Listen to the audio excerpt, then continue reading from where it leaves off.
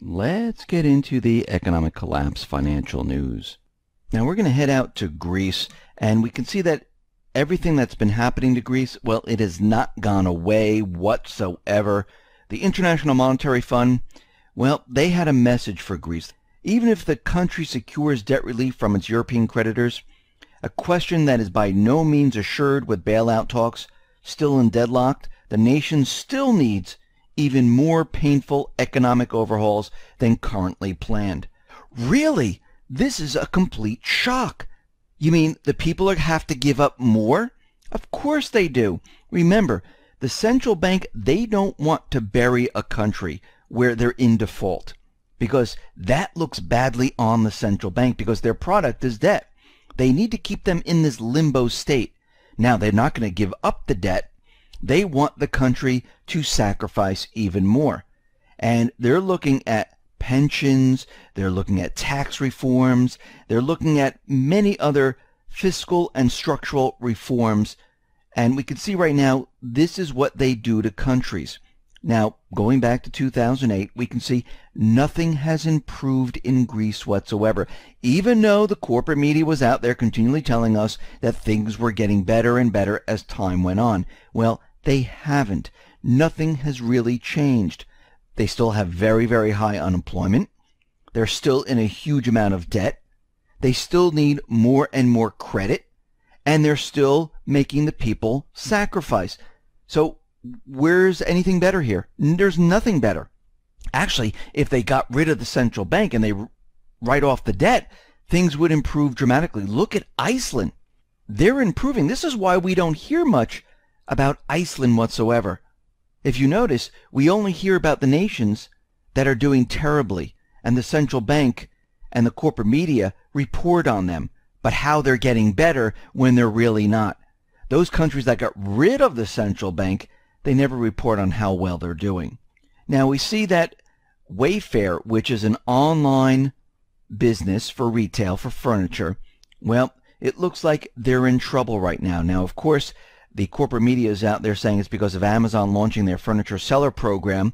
But we see right now that even as Amazon does this, we're going to see other online businesses take a hit, especially those in retail. Because, again, if people don't have funds to spend out in the brick and mortar stores, they're not going to have funds to spend online. And it will not translate from brick and mortar to online at this point because people are still losing their jobs. People don't have discretionary funds, and nothing has been fixed at this point. Now, we do see a positive. After 51 consecutive months, the Caterpillar streak has ended.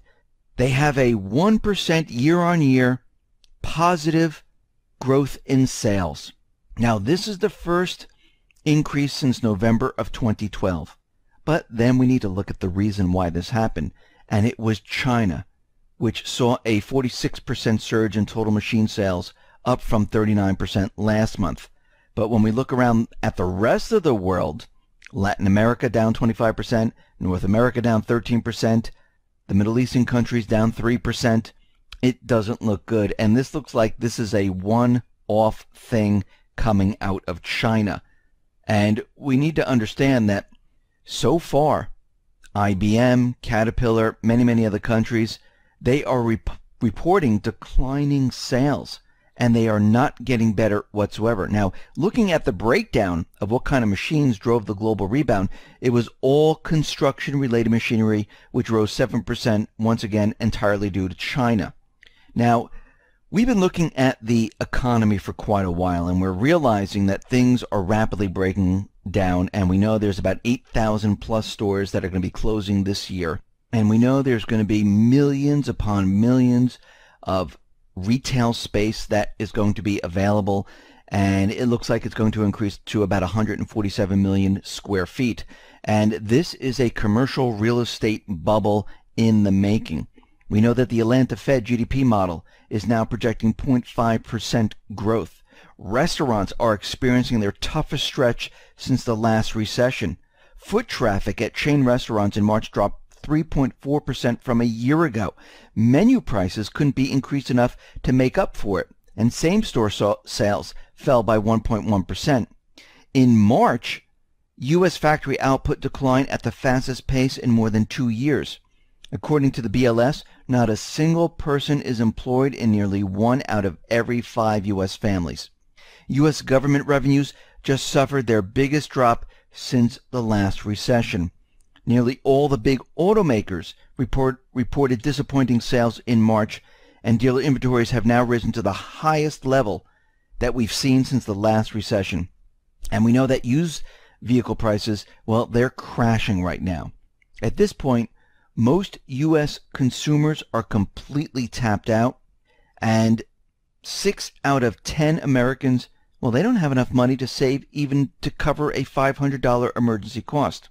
Just like in 2008, debts are going bad at a very alarming pace. In fact, things have already gotten so bad that the IMF has issued a major warning about it.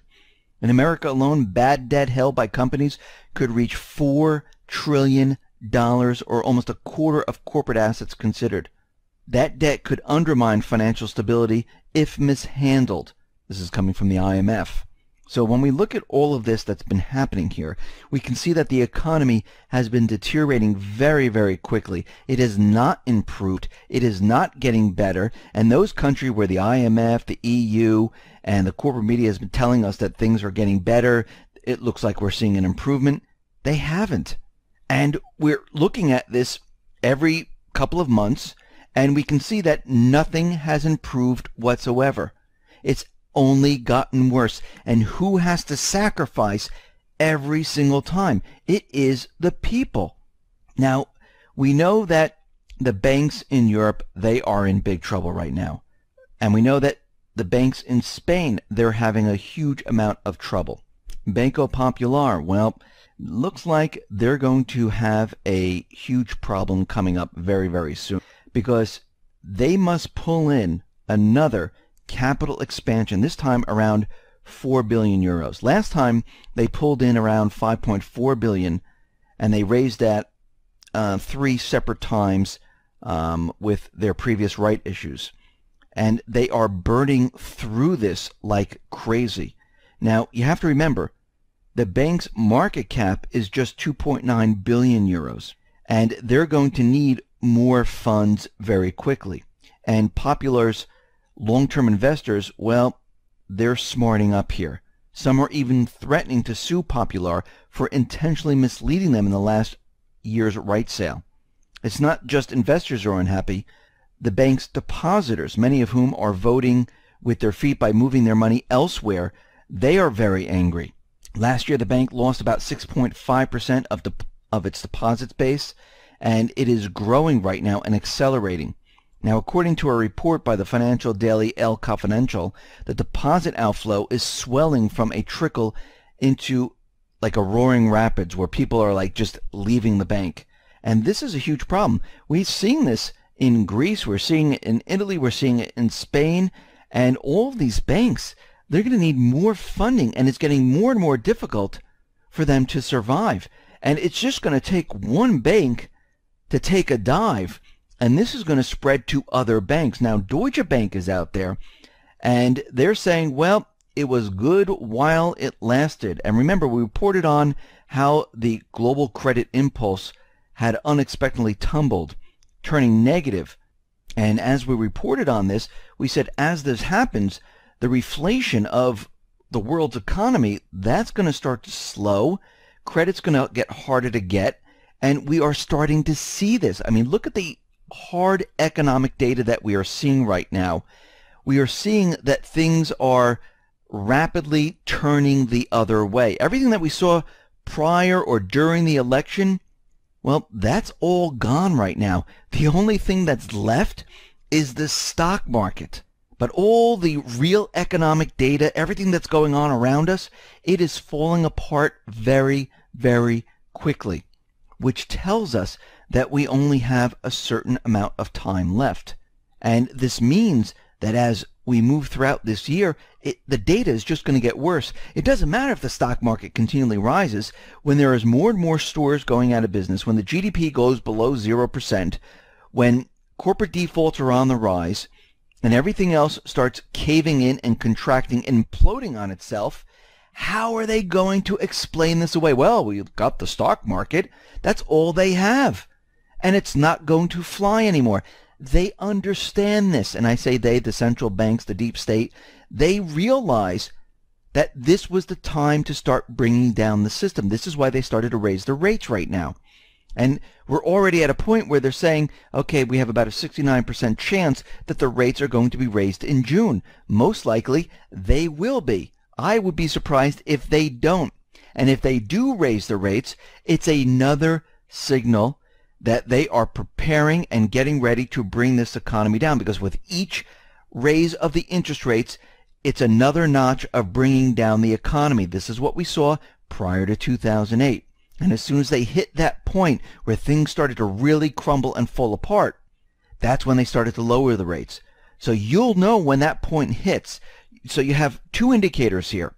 Once we hit that height of the interest rates and they say, okay, we're going to start lowering it a little bit, you know right there and then they got the effect they needed. When you see gold moving up and these slams that they continually put on gold and silver, they're not working anymore, and gold starts moving up $50, $100, and they slam it down by like 25, then it goes up another 100. That's another indicator. So we're going to see these small little indicators coming out from all different places to let us know that the economy is rapidly deteriorating. They're bringing it down because we saw these indicators going back to 2007, going into 2008. We saw them going back to the dot-com bubble, and we are starting to see them now. So we are starting to see these indicators. We're starting to see the economy come down. The hard data that we're looking at tells us that we are heading to something horrific. Get prepared. Listen, everyone, thanks a lot for listening. Be well, be safe.